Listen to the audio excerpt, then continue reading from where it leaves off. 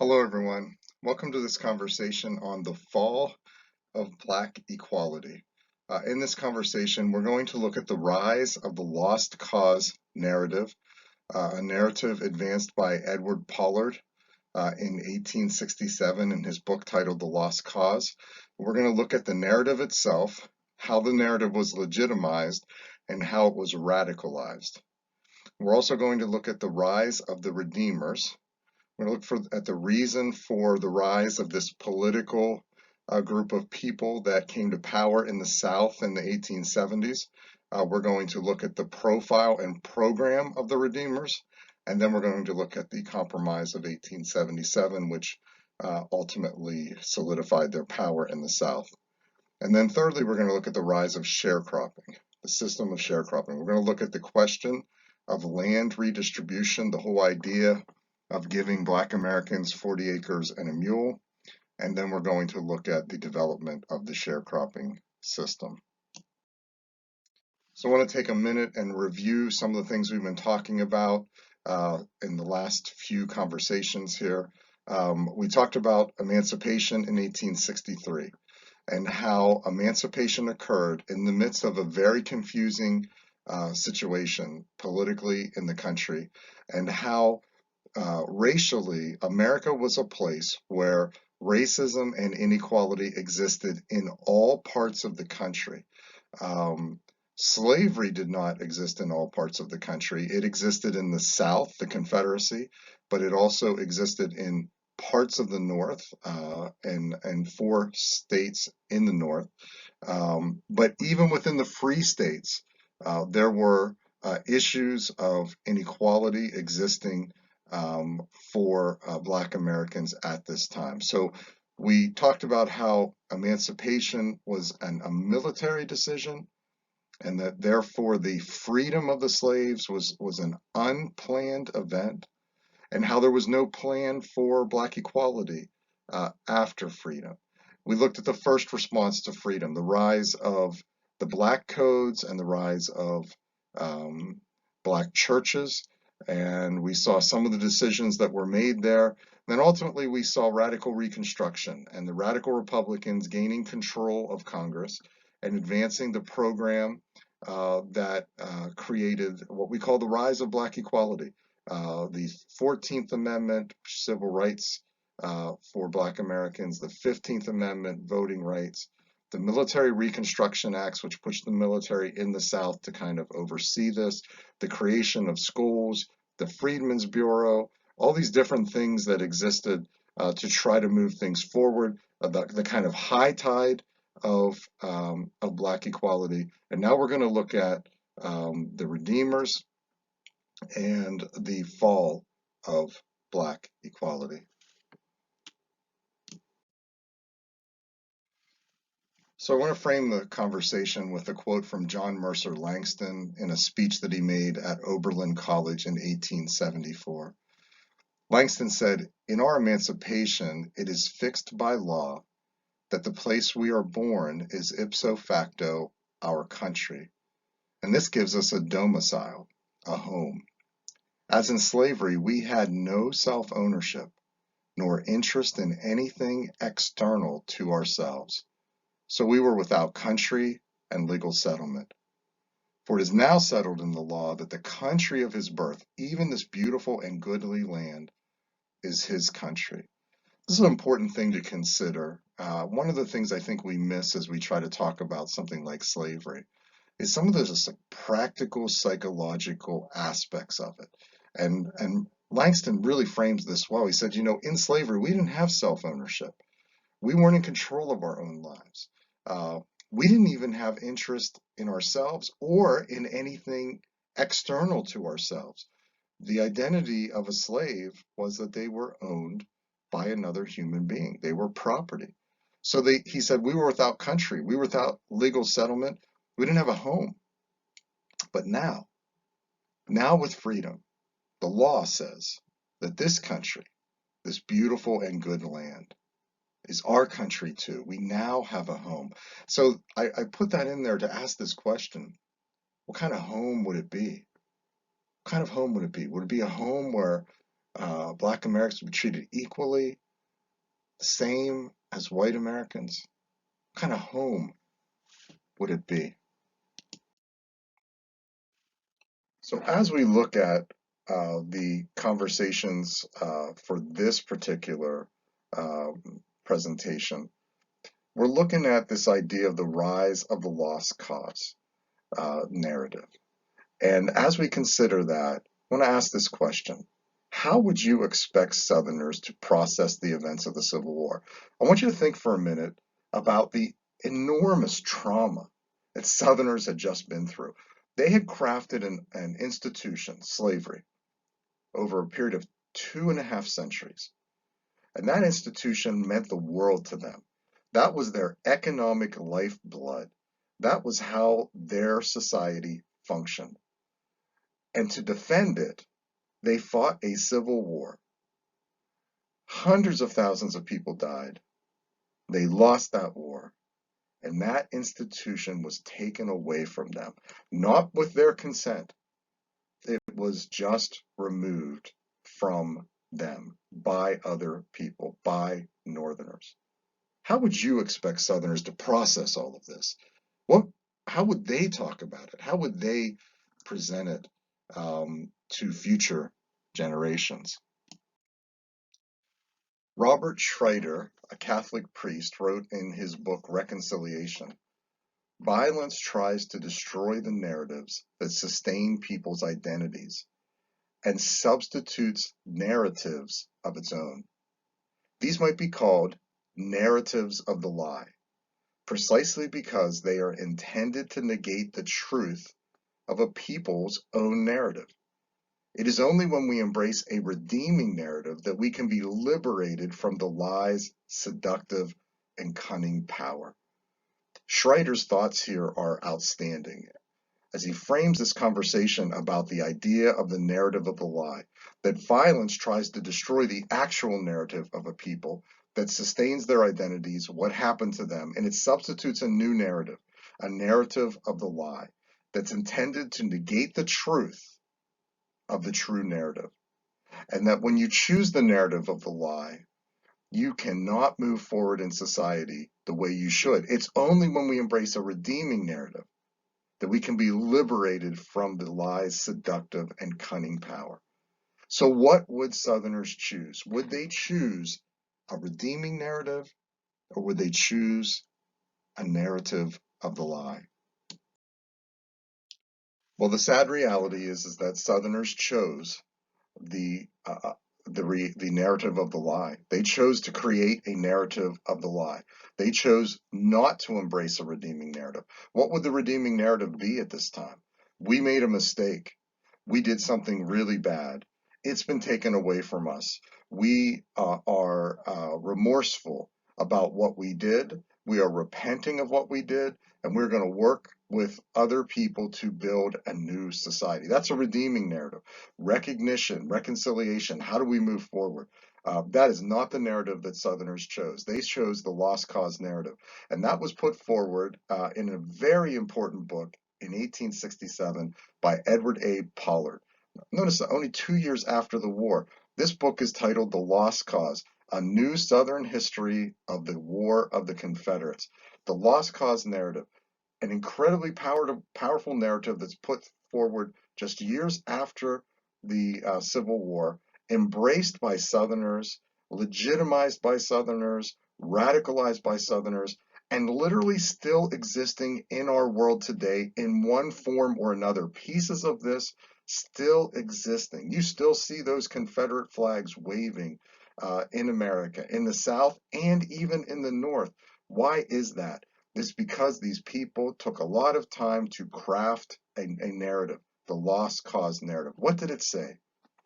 It said the Civil War was about states' rights and not slavery. So the Civil War wasn't about slavery. It wasn't about Southerners trying to defend the institution of slavery. It was about states' rights. It was about Southerners fighting to preserve their rural agrarian civilization that Northerners wanted to destroy. Northerners were living and creating a new world, an urban, industrial world.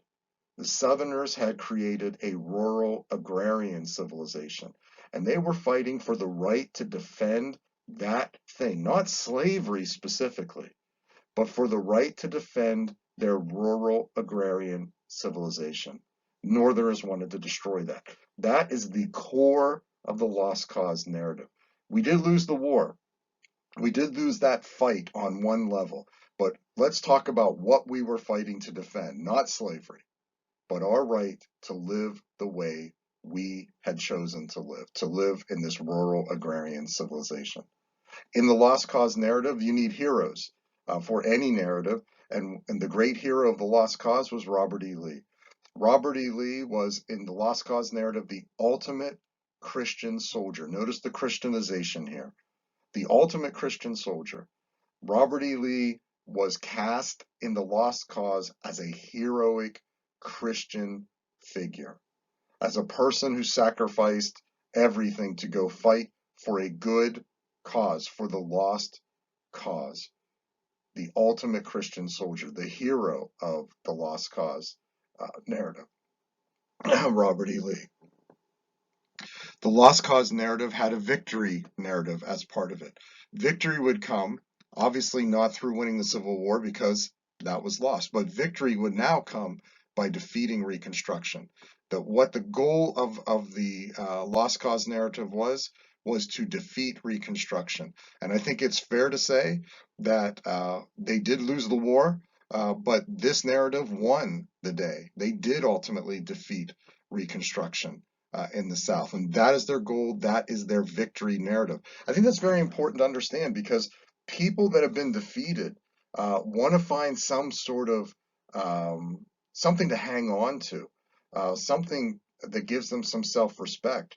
And so we were fighting for a good cause, and we now have the opportunity to win a different war, a war to defeat Reconstruction and to preserve as much of our civilization as we can. And then fourthly, ultimately, this lost cause narrative will evolve into a racial argument by the 1890s. We're going to see that in future conversations. It evolved into a racial argument that said slavery was beneficial to both races and that blacks could not handle freedom. And we know that these arguments have been made in slavery. We know that.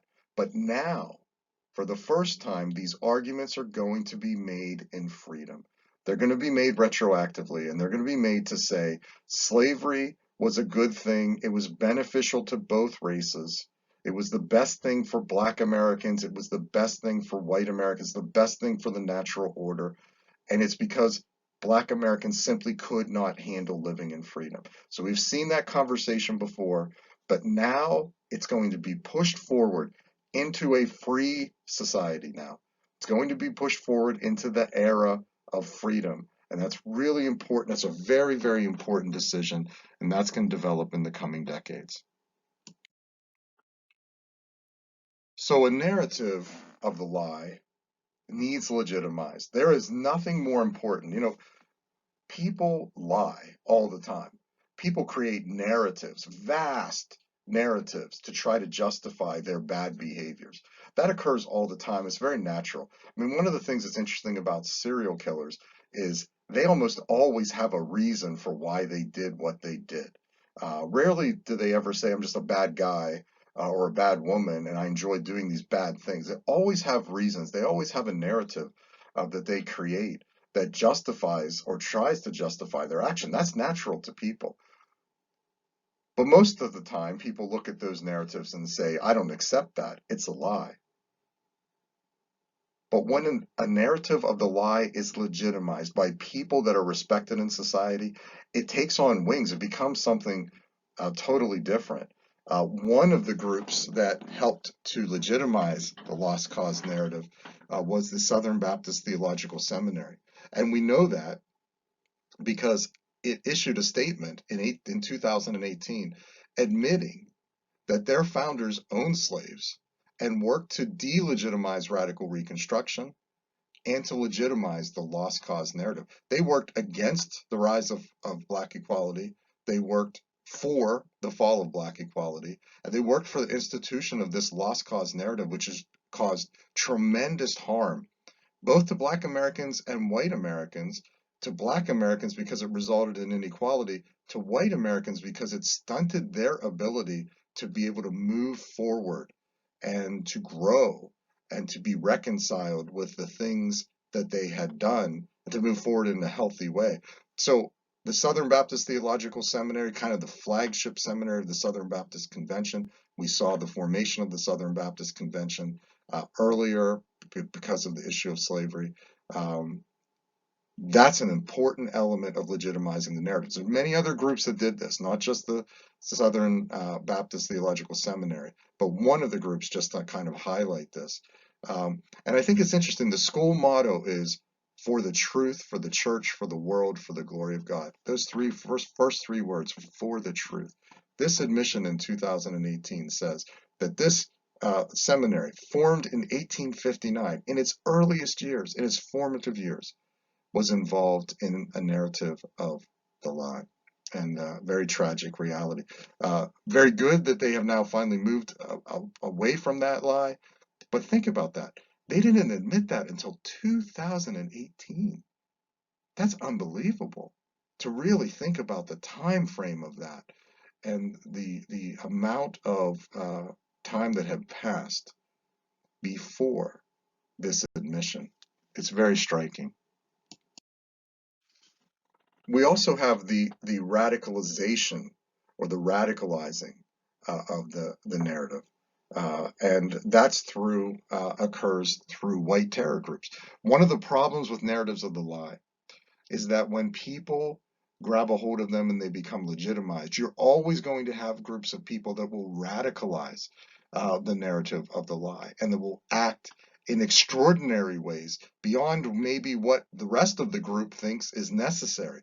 And so you're going to have many, many groups created in the South in the years following the Civil War, white supremacy type of organization, white terror organizations, like the Ku Klux Klan. It's not the only one, it's just the most famous. Formed in 1865.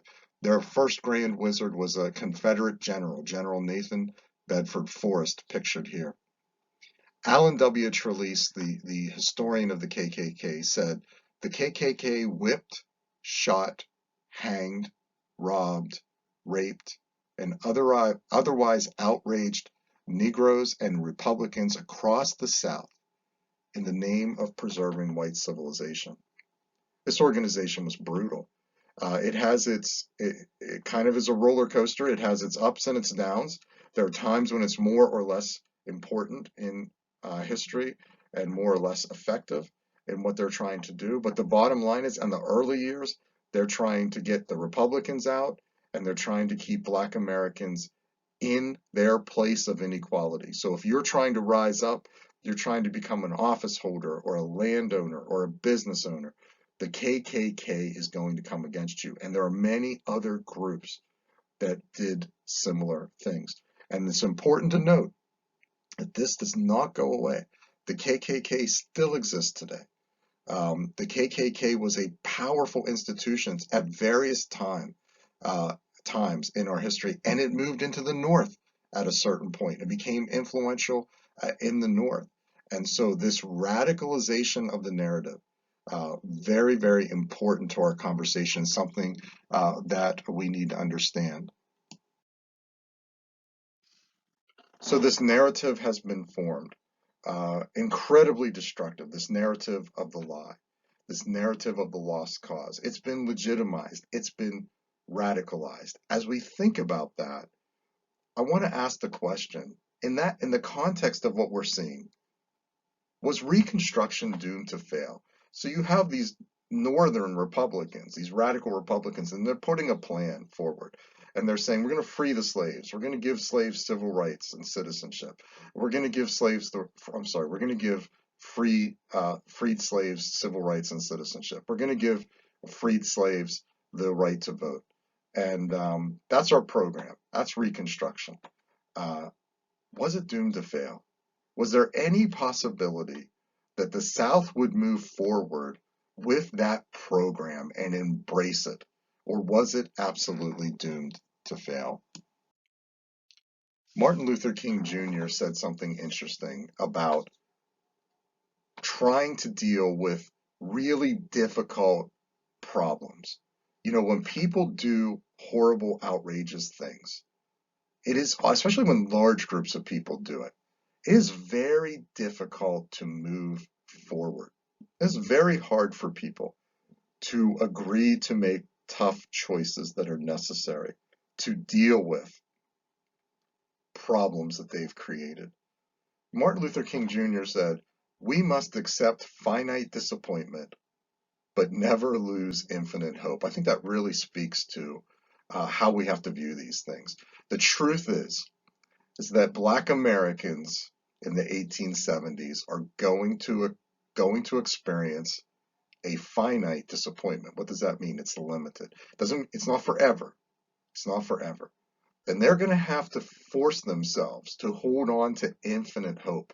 And that's an amazing story in American history. And I really believe that that's a kind of true statement about lots of Black Americans who confronted this situation. They are going to experience a finite disappointment. Reconstruction is ultimately going to fail. It is going to be postponed. The ideal of Black equality is going to be put on the back burner for quite a long time. That's just the reality. For more than a century, something else is going to replace it. But Black Americans do not lose infinite hope, and generations forward are going to, Martin Luther King himself, are going to be leading a movement to deal with these issues effectively. So what is that finite disappointment? That finite disappointment was the rise of the group of people that we call the Redeemers.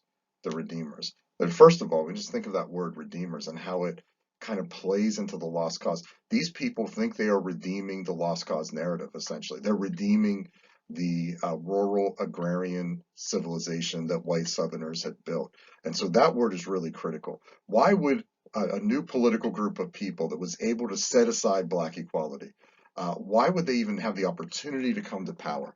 There are two reasons that we have to understand. The first is northern complacency. Um, the reality is that when people are confronting difficult problems and making significant attempts to deal with them, people are just people. They run out of steam. They get tired. They become complacent. And the North became complacent after about a decade or so. Uh, we have the amendments 13, 14, and 15. It just seemed like enough. It seemed like we've done what we can. I mean, we can't go to the South and force people to treat each other okay. We can't, we gave basic rights here. We established the basic framework for a free biracial society, but it's up to them. And so Northerners became complacent. And there's also these major distractions going on in society at this time, in America at this time. You have to understand, nothing occurs in a vacuum in history. You have a massive movement of people to the western part of the country. You have the building of the transcontinental railroads, and you have this massive movement of people to cities, and you have industrialization, and you have these major industries developing, and America is changing in very significant ways economically.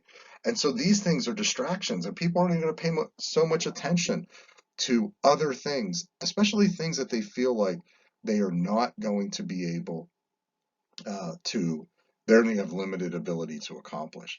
And so this picture in this frame shows us the KKK and another one of those types of organizations, essentially um, kind of ruling over this Black family and saying essentially, you are not going to get what you think you're going to get out of freedom. And you see in particular the lost cause above the skull. And then you see, as you look at the frame to the left of the Black family, you see a person hanging from a tree and you see a lynching. And you understand kind of this picture helps us to understand the gravity of these distractions and of Northern complacency for Black Americans. And so, who were the Redeemers? Um, well, of course, some of them were KKK members. There's no question about it, but not all. But they certainly are going to, the KKK is certainly going to pick up on some of the things the Redeemers are saying without question. The profile of the Redeemers is they are white Democrats that have been displaced from power by the Civil War, by radical Republicans. They are plantation owners and professionals. Most of them are wealthy people, and overwhelmingly they're going to identify as Christian. We just have to come to the reality of that. What did they want to do? They wanted to restore their power. They wanted to remove Republicans and restore their own power. They wanted to defund the schools, the Republicans, the Freedmen's Bureau, the American Missionary Association, and Freedmen Aid Society had created. They wanted to expand convict leasing. They wanted to segregate, begin putting forward or putting together a segregated society. They wanted to take away the political rights of Black Americans, and they wanted to institute a system that we now see as sharecropping. Now, the last three are coming, and it's going to take time to develop. Initially, remove Republicans, defund schools, expand convict leasing are the primary things. But they're also ultimately going to be the group of people that is going to oversee these other three things, two of which, segregation and disfranchisement, we're going to talk about in our next conversation. This picture helps us to understand how the Redeemers ultimately solidify their control. And that occurs through the Compromise of 1877. What happened? Well, in 1876, there was a contested presidential election. And the reason it was contested is because three states were in such confusion. You see South Carolina, Florida, and Louisiana. You see by this time, Democrats or Redeemers had gotten control of all these blue southern states are in the control of the Redeemers, but not these three states. They were still somewhat confused at this time, and so you have transition occurring, and these states were in such political confusion they couldn't decide who won the election, and so in their state. And so because these three states couldn't send electors, a definitive set of electors to the Electoral College couldn't decide the election. And so that goes to then it goes to the House of Representatives, and the House of Representatives couldn't decide the election because of the polarization within the House between Republicans and Democrats. So what we have is a situation in which neither candidate gets a majority, and there has to be a compromise. And so the compromise was ultimately that Republican Rutherford B. Hayes would be elected. Those three states' electors would go to Rutherford B. Hayes, and the remaining troops would be withdrawn. Republicans wanted the presidency. Southerners wanted the army out of the South. Once the army was out of the South, the Redeemers will be firmly in control well into the 20th century, for the next at least 40 to 50 years, firmly in control and influential even after that. Reconstruction comes to an end, and essentially what's occurred here is Northerners have said, Black Americans, you are on your own now. And that's really the message of the Compromise of 1877. And that's really the reality of what's going to occur in the coming decades. So the third aspect of our conversation, the fall of Black equality, we've looked at the rise of the lost cause narrative. We've looked at the rise of the Redeemers, the end of Reconstruction. We're going to look at a third element of this now, and that is the economic system that is put in place to replace slavery, and that's sharecropping. And essentially, that's a system in which Black Americans are going to be shut out from land ownership. So I want to begin that conversation by asking this question. What are the disadvantages of not owning your own land? I rented in my lifetime. I also owned houses in my own lifetime.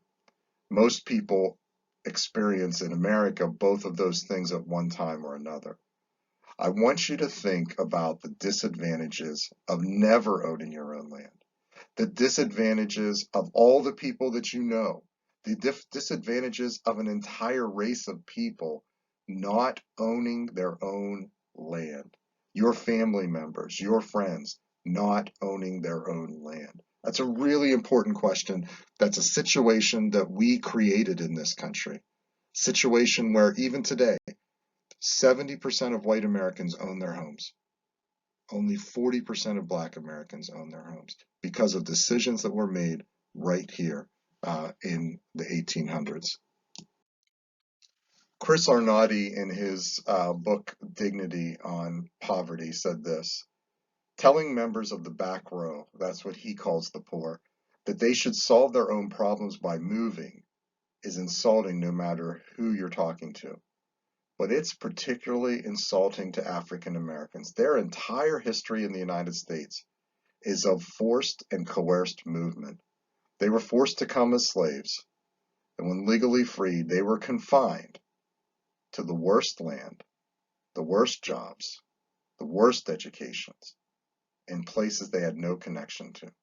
It was freedom in name only, and yet many formed strong communities despite the oppressive environment. Arnade helps us to frame this conversation because we're going to be talking in a second about moving and why didn't freed slaves just move? And there are good reasons for that. But I want to focus here on the idea of not owning property, of being told, here is your place, by being confined to certain places, to certain jobs, to a lower level of education. And what are the effects of that? I think Arnade has done a good job in framing that conversation. So probably the greatest hope to avoid what Arnade was talking about was the idea of redistributing land. The question of land redistribution was a question that came out of a very simple reality. The Union armies had moved through the South and they had confiscated land from Southern generals, from Southern officers, plantation owners. They had confiscated an enormous amount of land. Some people thought that the solution moving forward was to take those confiscated lands and redistribute them to slaves. Slaves have worked the land for 2.5 centuries for free. There's a certain amount of fairness to this. And so we get this concept of 40 acres and a mule, and let's understand where that came from. So William Tecumseh Sherman, a Union general, he's the one that marched during the Civil War into Savannah, Georgia, and took control of a huge amount of land on the East Coast. And he said in Sherman's Field Order number 15 that the Union Army and the government of the United States was going to set aside a 30-mile wide coastal area that stretched all the way from South Carolina through Georgia to Florida. And that coastal area would be divided up into 40-acre plots of land that would be given, not rented or purchased, but given to freed slaves. The order itself actually said no whites were permitted to live in the region. It would just be for black Americans. And the result of that order, when black Americans found out about this, thousands of people moved into these areas and began settling there. And one of the most tragic realities is that ultimately did not come to fruition. The Freedmen's Bureau in 1865 was set up in part to actually manage those plots of land, but not long after the Freedmen's Bureau was created, in the fall of 1865, President Andrew Johnson decided to return the land to its original owners. It's a political decision. It's a political decision. You see in this picture, you have a picture of General Oliver Howard, and you have freed slaves on one side and white Americans on the other, and it's trying to depict this intense dispute over land. And ultimately, President Johnson just decided it was too controversial. There would be too many negative long-term effects to take this land away from white Southerners, and so they returned it, creating another long-term negative effect for black Americans. The idea of the mule came later when Sherman said he ordered the military to distribute mules on the plots. But again, those 40-acre plots of land would have potentially changed everything in the dynamic of race relations and race issues with regard to property ownership and economic advantage and disadvantage. So what takes the place of the idea of 40 acres and a mule? The long-term solution, we saw the contracts, labor contracts that were developed in the Black Codes, and that was kind of a bridge to something that was had a much longer duration in our history, and that's the system of sharecropping. So the sharecropping system develops out of, first of all, limited choices. Arnaudy talked about movement. A lot of people say, why didn't Black Americans move north? Well, because the North was a racist place and they weren't welcome there. There wasn't any opportunity in the North for most Black Americans. Why didn't they move west? Everybody's moving west at this time. They don't have any resources. They don't have a mule. They don't have a wagon. You know, you think of things the government could have done to maybe help, and just give people a wagon, a mule, and some tools and say, move west. But that didn't exist. They didn't have the support to do that.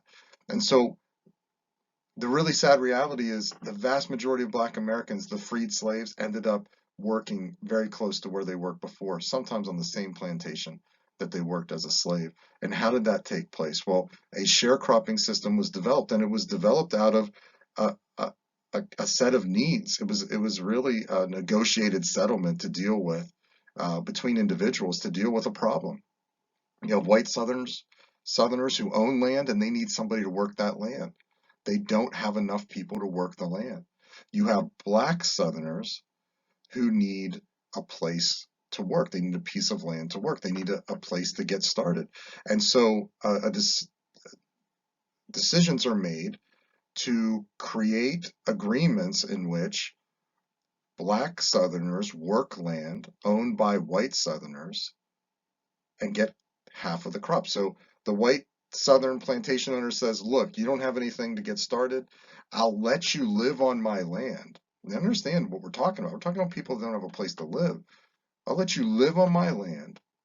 I'll let you work a piece of land. This land is yours to work. You control it. No one's in authority over you on that land. You just work that land. So there's a really huge advantage in sharecropping to Black Southerners compared to where they were before. You work this land, and at the end of the year, when the crop comes in, we will share the crop together. You just give me a portion of the crop. But essentially, you are on your own to work your own land as you see fit. So the first element was you work your own piece of land. The other person owns it. You get half the crop, they get half the crop. The second part of it was you're going to have to borrow what you need to get started. And the plantation owner says, I know you don't have any money. I understand that. I'm going to just give you what you need to get started, and then you pay me whenever the crop comes in. So you borrow what you need. You borrow your wagon. You borrow your mule. You borrow the seed that you need. You borrow everything on the front end, then you pay it back when the crop comes in. The third part of sharecropping was that Blacks were therefore in perpetual debt because when the crop came in, they have to pay all this back. And usually, and again, because you have to realize at this time, most Black Americans, they're not educated, they can't read and write. Whites are at a tremendous advantage.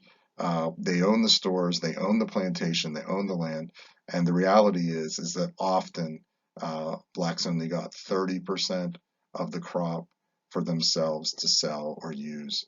And so you end up with a situation in which you owe more than you thought. White people are keeping the books. Black people are in a disadvantaged situation. And it doesn't matter really. That's not just a race issue. When people are advantaged, they take advantage. That's just that's the reality of human nature. And so you're going to have Blacks in perpetual debt, and you're also going to have whites in control of the property and the wealth. And I gave you those statistics earlier. Those statistics still hold true today. as a result of these choices 150 years ago. White people in America still own the property and wealth, and Black Americans own a very limited and not proportional amount of property and wealth. So just to mention something we're going to talk later about, uh, this whole issue of land and property ownership in the 1930s, the government decided to start helping people own their own land, helping people get mortgages, which were really difficult to get. One of the things the government did at this time was in the 1930s to create what's called redlining, where they actually said, here's who we're going to give the mortgages to, and they created these color-coded maps in which they said certain parts of town we're going to give a mortgage to people and certain parts were not. And famously, they coded Black neighborhoods in red and said, these are high-risk neighborhoods. We're not going to give help guarantee mortgages for people that live in these areas, further solidifying the situation of renting rather than owning land. And then in the 1940s and 50s, after World War II, the government of the United States gave guaranteed mortgages for veterans to help them buy homes in the suburbs. And in that program, Blacks were excluded, Black veterans were excluded from that program. And even today, we're still having conversations politically about poor people and keeping them out of the suburbs. We still have politicians and parties making that argument that we need to keep poor Americans, many of them Black, many living in all Black poor neighborhoods in cities, out of suburbs. So this is still a relevant conversation today. So in this conversation, we have looked at the rise of the lost cause narrative, that narrative of the lie that was created, legitimized, and radicalized. This idea that the South was fighting to defend their rights, the state's right, the right of a people to hold on to their civilization. It's not about slavery. It was about this lost cause of holding on to our civilization. Then the rise of the Redeemers that came in to fill the gap when radical Republicans left as a result of the Compromise of 1877. And the new program that was instituted, we're going to see in a future conversation, the rise of Jim Crow, the things that the Redeemers supported, and the ultimate end to the hope of Black equality, certainly in this period. And then lastly, we saw the rise of sharecropping, and then the question of land redistribution and how the government walked away from that idea of redistributing land to freed slaves, and ultimately the system of sharecropping, perpetual debt, white ownership of land, and Black rentership of land that was put in place as an alternative to land redistribution. Some takeaways from our conversation. Southerners developed a narrative which portrayed the Civil War as the lost cause of a good society and used this narrative to justify white terror they used against Blacks to limit their rise to equal status. Northern Republicans ultimately tired of Southern issues and became distracted by other national issues more important to them in the 1870s, which allowed white Democrats, the Redeemers, to regain control of Southern states and reestablish white supremacy. The failure to distribute land to freed slaves resulted in a system of sharecropping that kept Southern Blacks in a perpetual state of debt and bare subsistence, not much difference from their economic state under the slave economy. Some questions to consider. What does the Bible say about narratives like the lost cause? What are the Christian arguments for and against the Compromise of 1877? Was Sherman's Field Order Number 15 consistent with Christian principles? In particular, was land redistribution a better idea than sharecropping? What were the moral implications of that? Why or why not? Thanks for joining this conversation today. God bless you and have a great day.